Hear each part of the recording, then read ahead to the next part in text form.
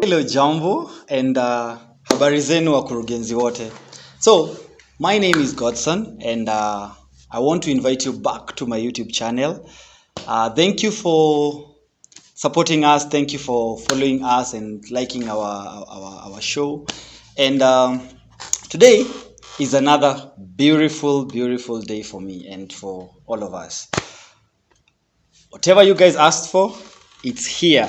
Today we are going to be doing our second episode of Love, Life and Hustle with our couples. You'll see them soon. We'll be talking about different things in regards to love and relationships. And before we can even continue, I want to send shout outs to Teen Ranch Kenya for giving us this amazing place that we can work on. And also Lecaros Classic for dressing us. Thank you very much. Thank you very much. And for everyone else who have been supporting us, manze, God ako bless. Sana. Let's get to this.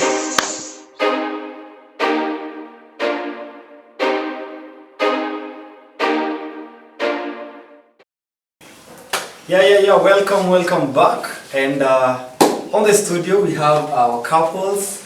If you can remember the Mwakulima wetu, they really taught us on things to do with farming and employment, young people employment. And today we have them on studio.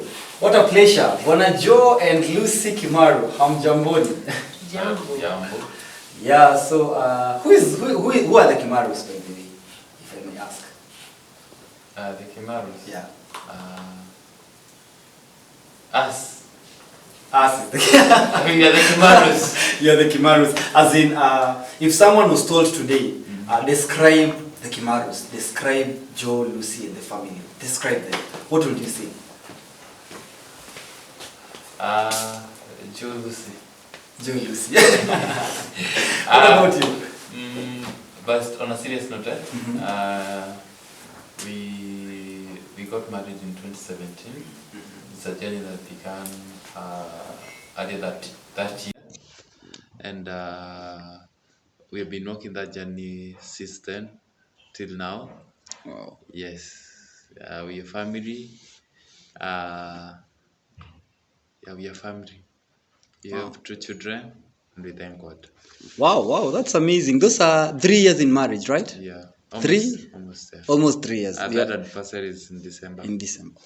Wow. Congratulations. 3 years si mchezo, my friend. 3 years si mchezo kukara the same person at the house, you know. That is really nice. So you said you have 2 kids, right? Yeah. And was that one of your plans as you guys were getting married that you'll get 2 kids? Ama bado tunasema tunaachia Mungu. Yes, it's our plan. It was, and we still need more. Wow, that's nice. that is nice. Wow. So today I called you guys to come to this show so that we can talk on serious matters to do with relationships and love on its own, because as you know, this is love, life and hustle. So we must also talk about love. And I want us to put it in this way, like we talk in a general view. As a young person, I know you guys married when you guys were young, were youths, and right now you're still strong. Something that isn't happening out there sana. We understand and we know that kuna watu, they've been married for only 1 year and already there are problems. There are people wameoana hata imalizi 6 months and there are problems. So what is that you guys mna feel imewakeep mkiwa strong till today? First, it was a preparation for marriage. God has kept us. Was from the beginning, we are Christians, and God has been the center of it all. And one of the other things that really worked for us, prepared us, is counseling. And we had counseling. We paid for counseling. And we thank God it really helped us to prepare for marriage. And that is one thing that I can really pinpoint. Though there are other things that have happened after we got married that maybe my wife can tell you. Yeah.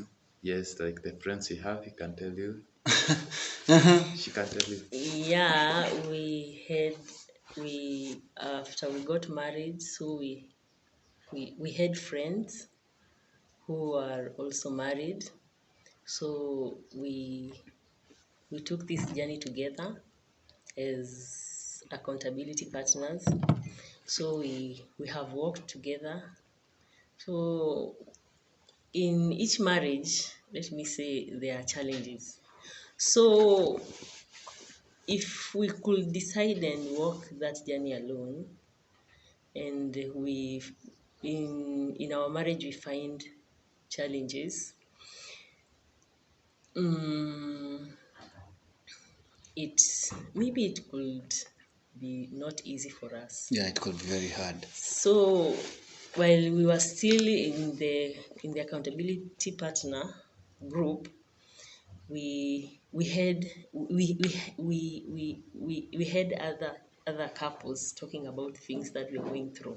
Well, and were you not frightened? Were you not frightened that sometimes you have this accountability group, and then some couples are talking of things, and you're like, oh Lord, tutafika hapa.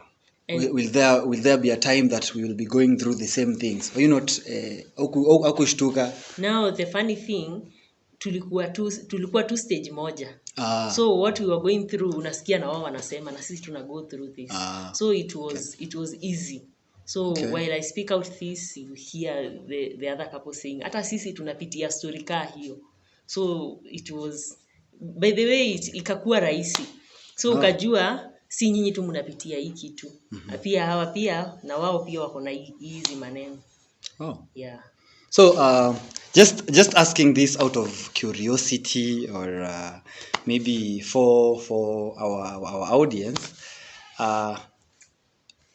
what is that? Nini yo Joe uliona kwa our sister Lucy, and you are like, this is the catch, I'm going for this, hata iwe nini, I'm going for it. For me, first it was the love for God. That one really stood out, and something that has made me in the past have yes. Secondary was somebody that we really had almost the same. We were going the same direction as pattern in life, and that's why it's easy for us to do farming though it was because of Corona that forced us to do farming. But when you look at the background, when you look at what you guys have in mind, you see that they are blending, and that is what here did in the show. By the way, this is my wife. Though let me tell you, it takes a lot of prayer. It takes a lot of prayer and also preparing yourself. Because I had to be ready for a relationship. I had to be ready for her, so that when she comes, she doesn't see that which is not me. Yeah, she had to come, and immediately I had to be there to show my real me and not my fake me. Yeah. Because when you fake it, mnaweza kaa na mtu kwa relationships many years, mna struggle hapo, kumbe wewe unajifake, you want to fit someone. But me, I think I took a lot of time to prepare myself, to empower myself to be a husband and a father and everything. So what I would say, love for God stood out, but also kuna vitu tu una feelingi tu. Yeah, manze, this is a catch. Hizo explain. Yeah, Yeah, okay. You can't explain. The things of the heart. So just to ask, umesema living a double life, right? So do you feel like right now in the generation that people are living, there are so many young people who are living double lives, who are faking their lives, and this brings problems when they get into love or into relationships with people? I can't say how many there are, but I know there are people who live double rise, and it's I've seen people have live double rise. Unaona mtu ananunua gari ndio at a dem, lakini pengine amechukua loan, so and then afterwards hiyo loan inaleta shida. So I've seen people live double rights. It's something that happens, and it's something that I would not advocate for. Oh, it's a dangerous thing. Very. Wow. So Mrs. Kimaru, what is these things manze? Pia uliona manze msame tall, dark, handsome, you know? What are those things uliona and you're like, this is the guy that I want, this is the guy?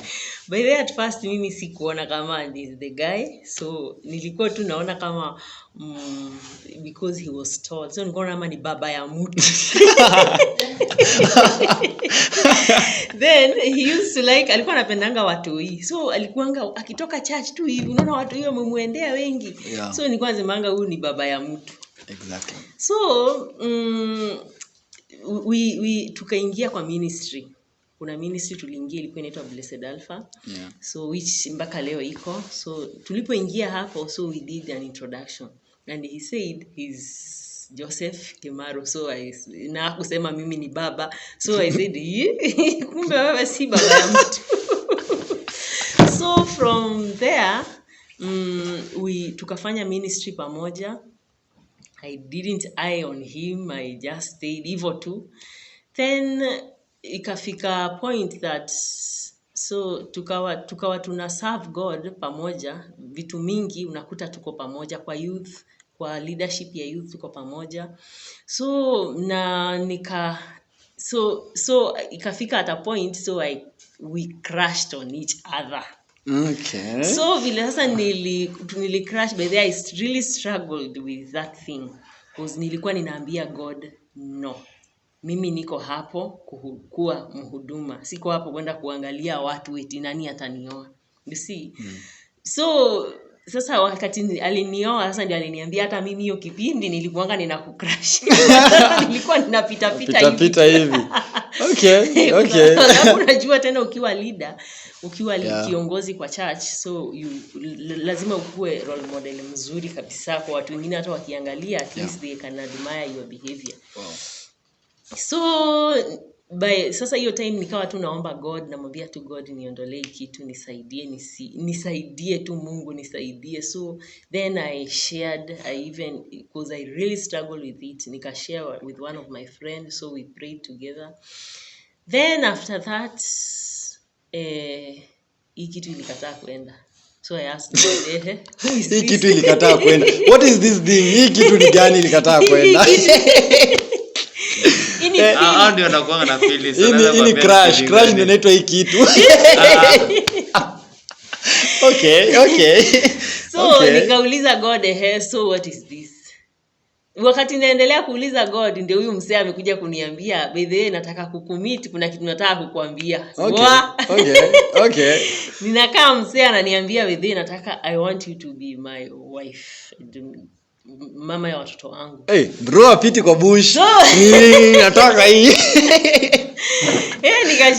By then nilistuka sana, nikastuka na nikamwambia mimi usiniambie, nenda waambie pastor. So nilipojaribu kumvunja hivyo akacheka. Akaniambia, by the way unajua nimeshaambia mpaka pastor. Nikasema oh my God. Kama pasia anajua hii story, mimi ni nani kuruka, na Mungu vile amesha confirm mavitu. Na kuna ile kicrash tu kiko pale kimekataa kutoka. Sasa hajasema nini aliona.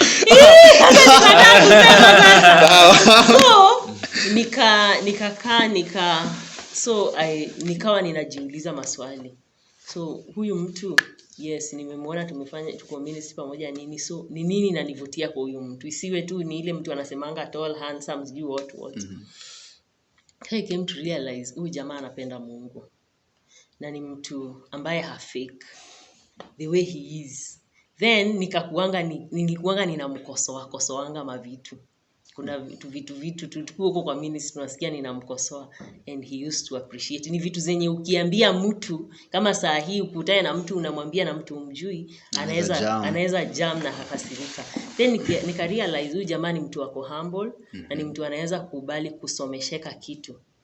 Na by the way alikuanga pia na mimi kwa huko tu kwa ministry alikuwa ananikosoa, na mimi niko ule mtu wa hasira zinaendaga huko juu hivyo nagonga juu. So ikigonga hivyo unasikia tu ananiambia we relax. Hey buda. Then mimi ni ule mtu naweza fanya kitu, naweza tumia nguvu yangu mingi sana nifanye kitu, so ananiambia vitu haziendangi hivyo. Na si kila mtu anafanana na mtu anakaa kama wewe, kila mtu ako na personality yake. So nikawa ninalana, nikawa ninasikia. So I realized, hey, this guy, why we are matching things. So mimi napenda Mungu, anapenda Mungu, ministry nini, vitu mingi tuko pamoja. So nikasema this is the guy. This is the guy. I'm not, yani hapa sitoki. Wow. That was amazing. Alafu after a while mjamaa akagonga kisurprise hapo kiproposal kia maana. Tell me about it. How was it baby? Hey, because that proposal, man. Hi, this guy. Hey, what came to your mind, bro? No, I just wanted to do something that is unique. Something that was not done in our locality. Exactly. And also I wanted it to be something that I would remember all the days of my life. Wow. And Lucy, how did it feel like boom, the guy is on his knees and he's there like, will you marry me, Lucy? You know, so many girls actually out here, they always wish like hata kama mtu we don't love each other, wewe tu ni proposie. How was it? How did you feel? I was shocked kwa sababu kwanza alifanyanga church. Na ni wasee amepea mapapers wameshika huko, so wamama wanatoka church huko wote, vitu tunakuanga tukicheza underground ndio hiyo imekwa so alisema ui Then mimi nimetoka village. Kitu yenye unasema ya kwanza ni una scream village. Yeah, but ilikuwa poa. Nilikuwa shocked, but at the end after the ring ilipowekwa hapo I felt good. You really felt good? Yes, I knew. Confirmation. This is a confirmation, manze. Umseni wangu. Umseni wangu. Wow. So how was the journey between atujafika kwa wedding. Tuko hapo bado between hapo kwa courtship. How was the journey? Because a lot of people, a lot of Christians, a lot of just even people who are not Christians, but mostly Christians, because according to our ethics is that when you guys you're not legally married, you shouldn't do, there are things you're not supposed to do, right? But kuna wengi ambao they are not able to resist that heat. Like mimi nilishindwa, mwingine atasema mimi I couldn't. Like what is that you feel like nyinyi iliweka mkakuwa strong, and how was the journey? Were there times like you felt hey Joe, si ni sawa tu, you know? Were there times that you felt that way, and how were you able to deal with those? The journey was tough. It's tough because once you declare that you want to get married to someone, it's something that there are forces that come. There are forces that we want to bring the marriage tomorrow. There are forces from outside that would want you not to get married. And there are forces from within ambazo they just want ufunge macho tu uone you're married. Yeah. But the challenges come because it's a process. It's a process to prepare you for marriage. And so one of the biggest temptation for those guys that are not married is having sex. That one is one of the biggest temptations. But for that one, the way we overcome is first prayer, and also the second thing, you keep boundaries. You always have boundaries, whichever way, whichever time, you should have boundaries. So he had boundaries. The boundaries, you cannot meet here alone. You cannot do this alone. You have to have people that you're working with. When you want to do something, you have to go to this place, a public place. So that one was because we had boundaries. It made it easy. The second challenge is when you have people who are talking against you, people who are suspecting that you guys are there are things 1, 2, 3 that you're not doing according to them.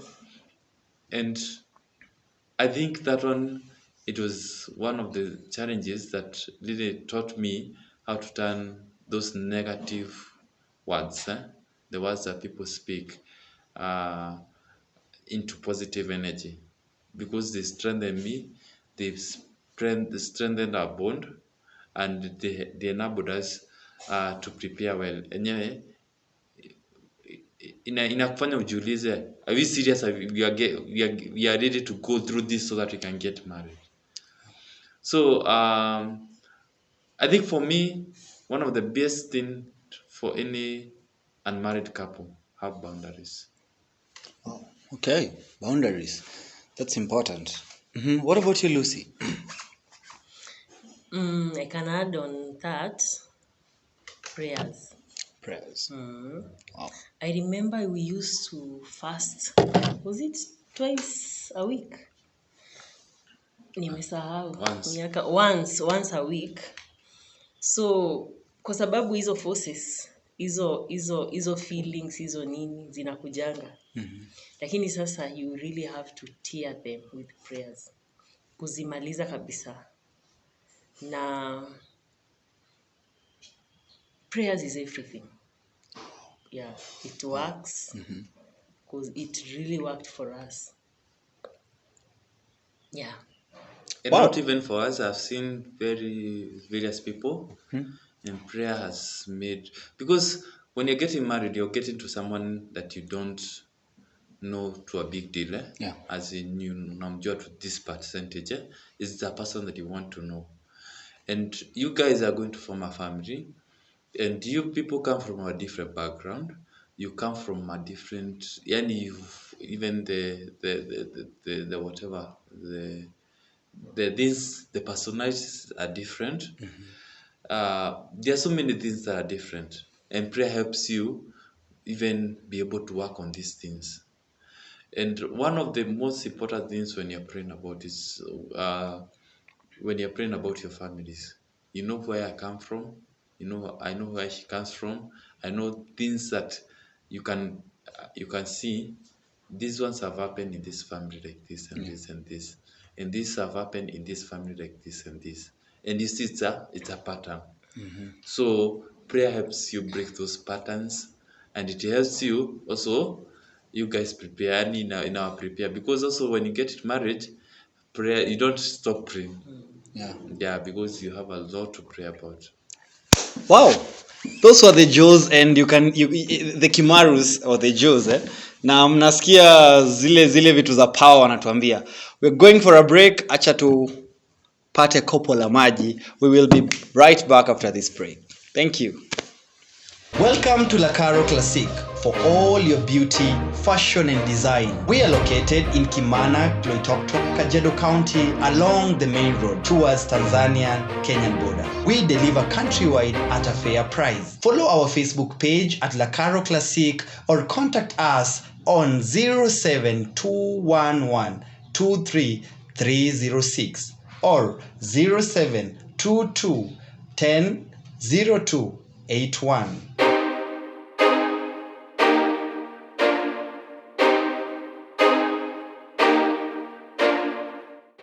Hey, welcome back to Love, Life and Hustle. As we continue, we've been talking to our guests today, the Kimarus, and they were just taking us through their courtship, moments and all those and all that whatever that happened. And now tumefika pale penyewe sasa on the wedding. Actually, I was in their wedding panel, and that wedding, oh Lord, it was something. My friend, how are you feeling ukiona your wedding yako? You know, sometimes people say that wedding inakuanga like a present to the lady. A good wedding is a present to the lady. So the lady here, how are you feeling manze? Ukiona everything, the way everything was coordinated, like that was one of the weddings that me nimeshaienda and they were so coordinated. Do you know that wedding? Tulikula kuku. How did you feel?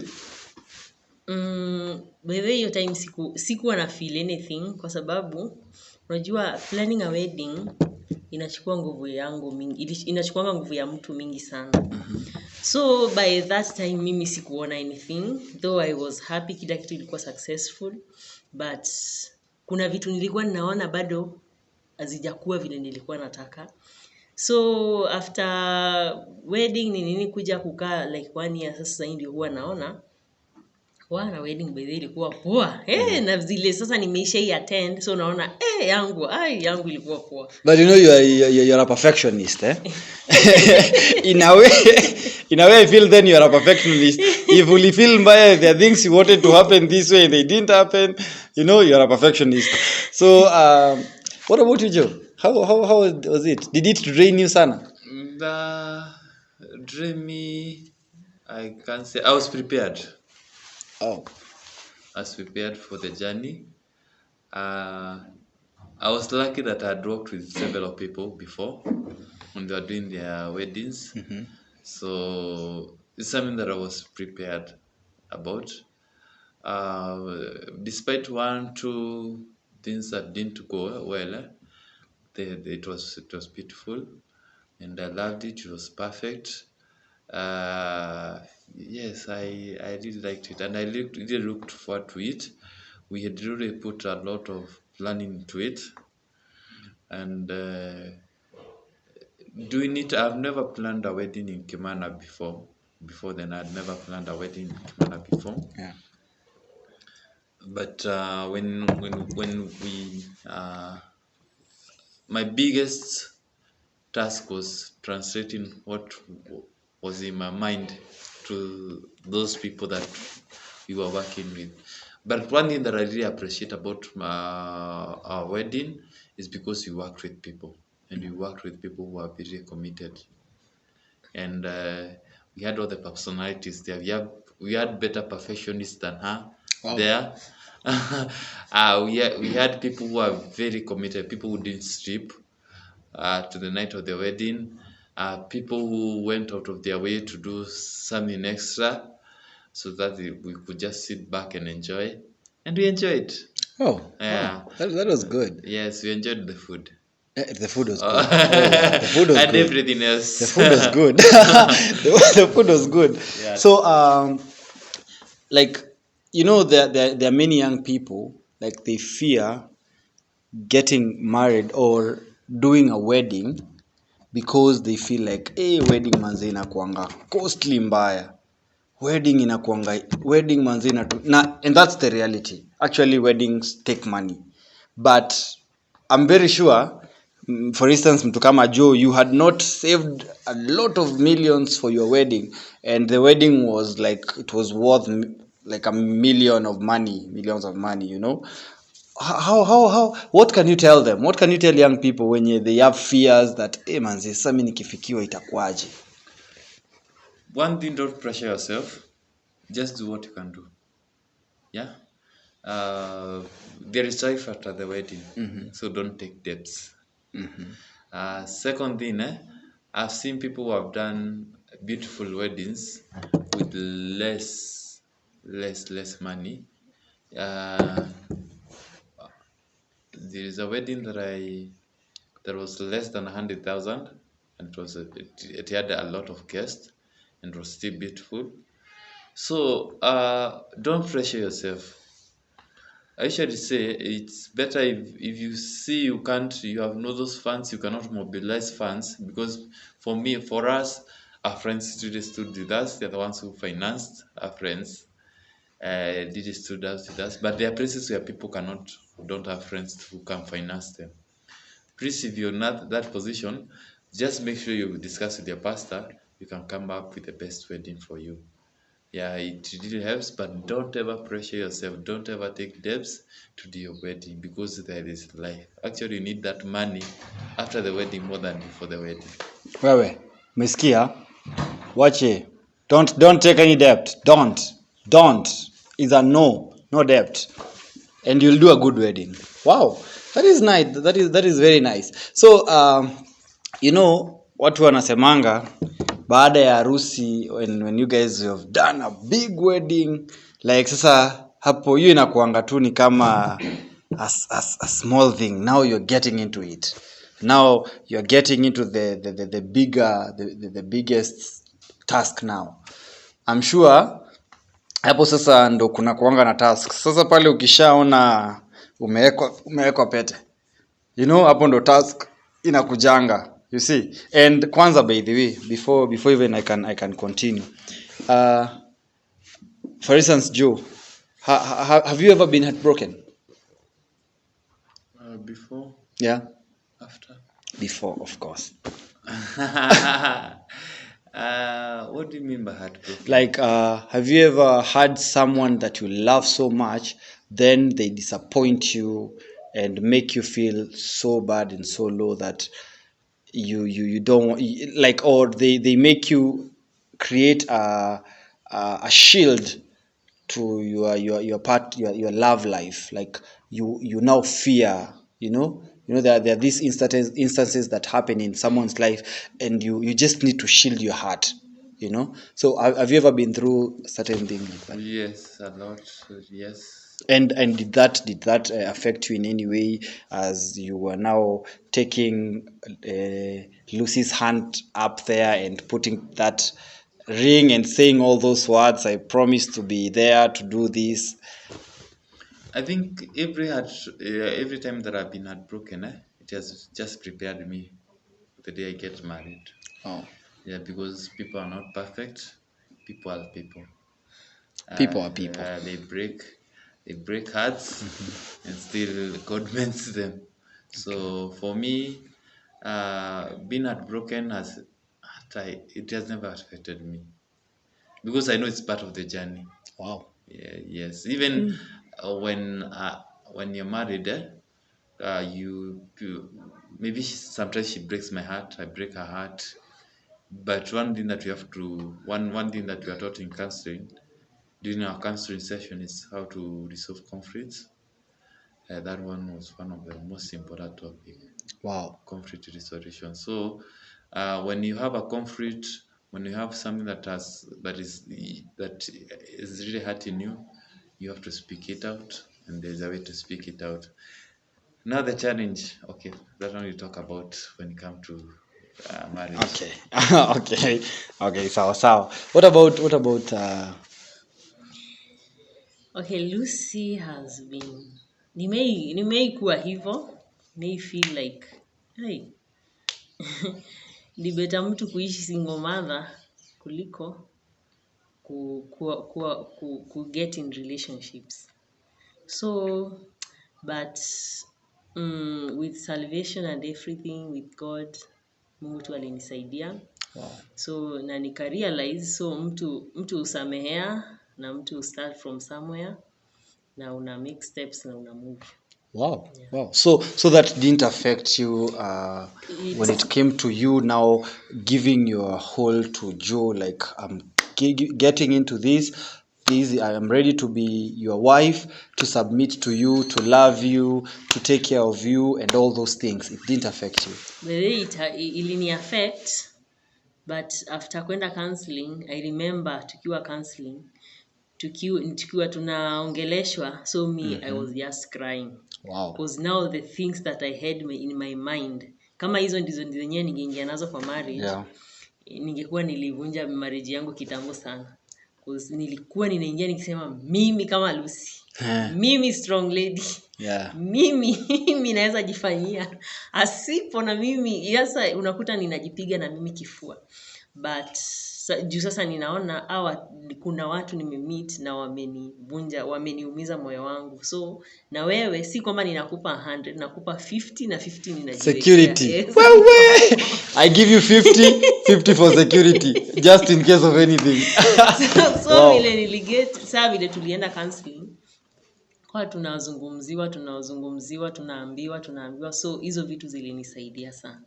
Na nikarealize kumbe vile ninafikiria kwa kichwa changu sivyo ndivyo.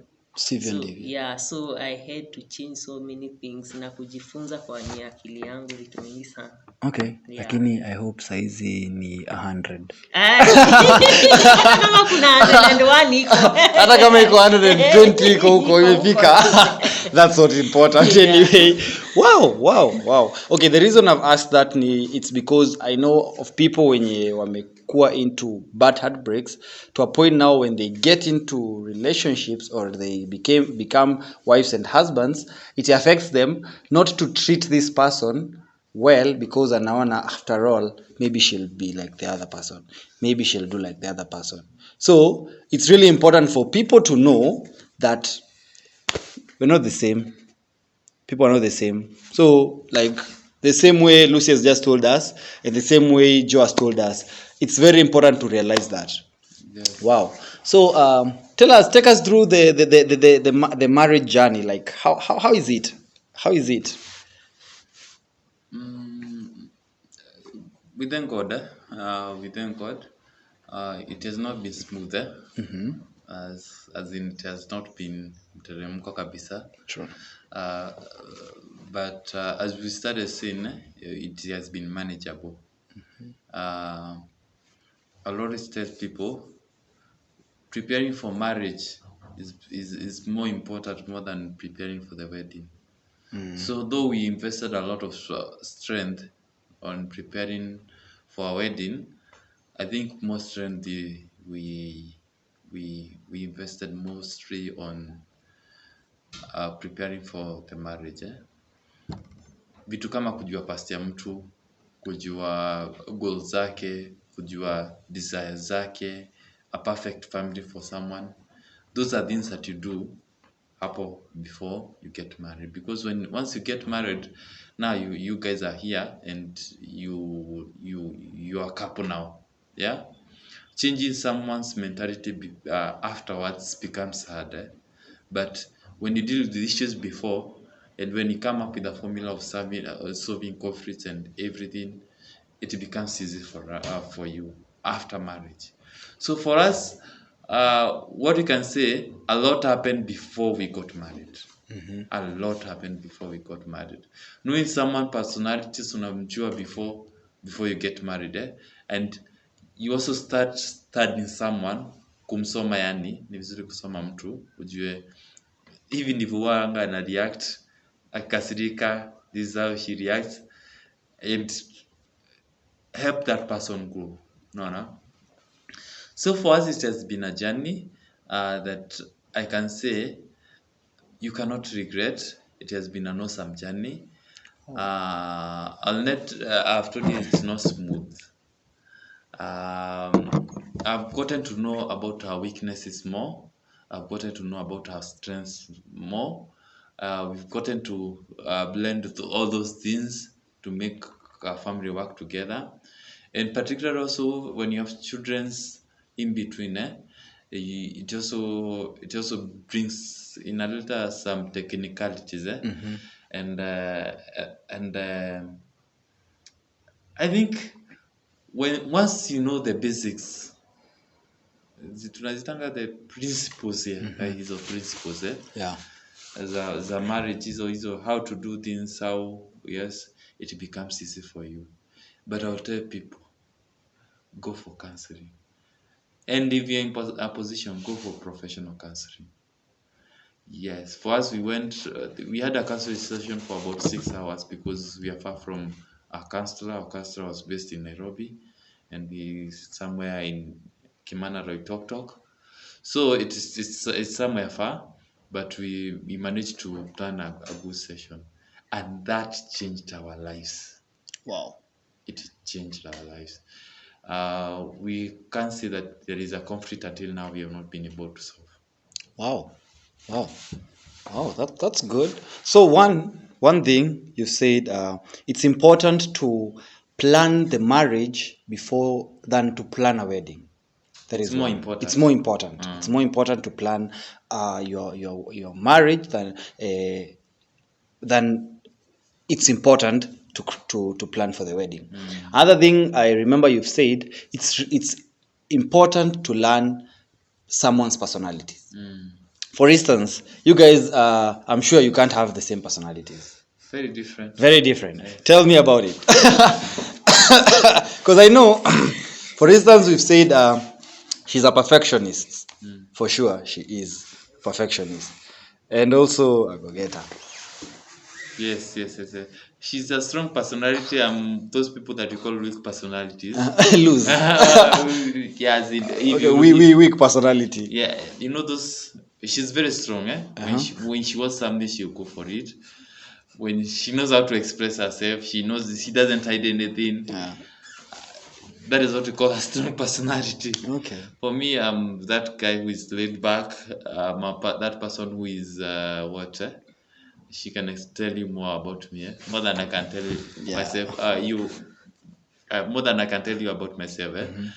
But the first instance when I told her, I realized about her personality, it was just by the way she was. I met her. She was wearing very bright colors.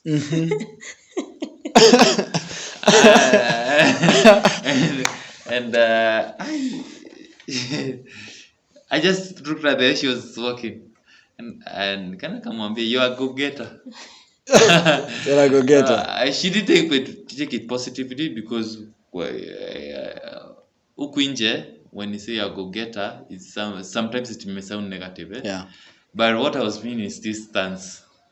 She doesn't see any mountain. Yeah. When she decides to pass through here, I'll pass through there. If I want to wear red, I will wear red. Yes, if it's black, I will wear that. You have nothing to tell me. Yes. So, if she was a person, because for me, I avoid bright colors. I usually avoid bright colors. So when I see somebody that bright colors, I mean nakanga kando. Okay. But the good thing about my personality and hers, she'll tell you about my personality. But the good thing, I know how to deal with people of that personality. Wow. Once you know where to touch, inakuanga rahisi. Okay. So it's important to learn the other person's personality and to know how to deal with it. Yes. Because the reason why we get to learn our personalities is not for information. See ati ili ujue ati wewe nini. Like you, I know your personality. I can tell you. Yeah. You this kind of a person. You're this kind of a person. The reason nataka kujua vile uko your personality is first nijue vile nitadili na wewe. And then if I can help you improve on what you are.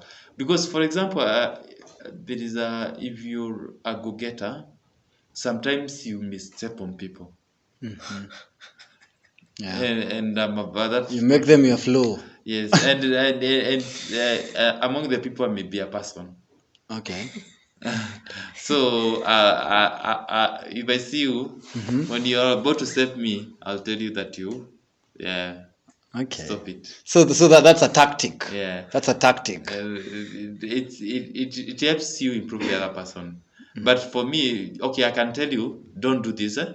But if you want to improve someone, you tell her, him or her, you tell her, him or her, this is your personality. Yeah. Explain to that person, this is your personality. And this is how you can improve on it. Because that's the weakness. Oh. Director wetu ananiambia masaa yetu inakimbia, so we will try to be as fast as we can. So what are the personalities that you got to learn from Joe, and how have you been able to deal with the personalities that maybe sometimes zingine unaona and you're like how are you able to deal with that? My husband ni mtu ananyamazanga sana. Akiamua kunyamaza anaweza nyamaza, na ukimkosea it's not easy for him kujiexpress. Na mimi mtu haezi kujiexpress, nitashinda nikimchokoza tu. Kwani wewe ni nini? Nimekufanya nini? Saa vitu kaa hizo. na ukimuuliza hivyo kwanza anachukia zaidi. So for me, ili kuweza kumunderstand zaidi, nilifuata nilijaribu kutafuta counseling niweze kumuelewa zaidi. Sasa mimi na hii personality yangu very strong, kuweza kujua ni nini shida inakuwa ngumu. So nikapata by the way I went to my mama pastor wetu, wife ya pastor wetu. She does counseling, so I talked to her. She really helped me a lot to understand Joe. Akanisaidia sana, so akani advise, akaniambia hivi ndio kuna kuanga mtu ana personality kama hii, kuna vile unafaa kuwa hivyo. So from there nikaanza sasa kumuelewa. Then na nikawa sasa ninamwambia ukiwa hivi, ukinyamaza ama sometimes ana run away from things, vitu zenye tunafaa to go for them, bado ako nyuma, ako huko tu amesimama, yani ha go for it. So mimi ninamsaidia, so I pressure him sometimes. So and nikawa nikifanya hivyo, at least I can see things working. Na saa zingine ninaona kama sasa hiyo story ya kunyamaza, so nikimpea time na mimi pia ninajifunza pia na mimi kumpatia time. So from there it's surely been a journey. So just hapo kwa marriage, na because now you know when you get into marriage you're getting into something so for instance, what is it that you hate about Joe? And Joe, what is it that you hate about her? As we finish, just tell us, what is that one thing that una feeling manze hiyo nikatsia kwa Joe, na hii kitu hiyo nikatsia kwa Lucy? Mimi ni time. Mimi nakuanga very poor in time. But sasa yeye anakuanga ule mtu wa exact. Yaani kama mmesema ni saa moja, mimi kama ni saa moja kwangu inakuanga saa 2. So sasa akiniambia ni saa moja, natakanga niambie kama ni kitu ya saa moja aniambie ni 6. So ni 6 sasa naanza kujipanga. So mimi hapo kwa time ananikazianga ile kabisa. Ile kabisa like you kill the vibe manze. And Joe, what is that manze unaonanga manze kitu kwa my wife manze hiyo nikatsia? Mimi siwezi sema ini because yani hakuna kitu ina stand out lakini hiyo amesema ina stand out saa zingine. Pia hiyo inakukatsianga like umse huu mbona ana take time. I really like to nini. I really like keeping time but with time tunajua to deal with this to deal with it. Wow, that is nice. So as we conclude this session, it was surely a nice session to just learn about you, to learn about your journey and all those things. As we finish, what is this advice that we would love to give to young lovers or young people who are in relationships, who are looking forward to getting into marriage, and also to people who are already in marriage but they feel like there's somewhere that they are failing? What is the advice that we would love to give to my audience? For me, I would tell them keep working. Marriage is work. You have to keep working. You have to, even in a relationship, you just don't get into a relationship and just have the lovey-dovey and everything. You have to work on the things that matter and things that you're going to do after marriage. You have to work on things like personalities. You have to work on things on your spiritual life. You guys have to come with a spiritual plan. You guys have to come with a way that you're going to plan your family. This is how we want a family, the generation to be. So keep working. Yes, you don't one day stop working on your marriage, working on your relationship. Keep working. Wow. What about Lucy? For me, is keep God first. And your foundation, your marriage. So then you have to have mentors, people who are accountable in your marriage. Because hata kama kuna mambo na kuwork, una work ukitafuta advice kwa watu waliokutangulia. You see, na especially look for people that you really admire them, you really admire their marriage, and in a Christian perspective. And with all that, God first and everything will work. Yeah. Wow. That's nice. That's nice. Thank you very much for coming. It was really an amazing conversation. I'm sure you've enjoyed talking and listening to the Joe and the Kimarus. It was really amazing, and I'm sure you've learned, and go out there and follow whatever that you've heard from these people, because they have an experience and they've gone through it. Pia mimi I'm listening. I'm really listening. You know what I mean, napata counseling ya bure hapa. So anyway, thank you very much. Let's meet on the next episode of Love, Life and Hustle. Don't forget, this is where we keep it real, with real conversations, with real people who have successful stories to give to you, and to encourage you that anything is possible as long as you have the attitude. Thank you very much. Continue subscribing and like this page. I was your host, Godson Salma. Till next time, shukran sana.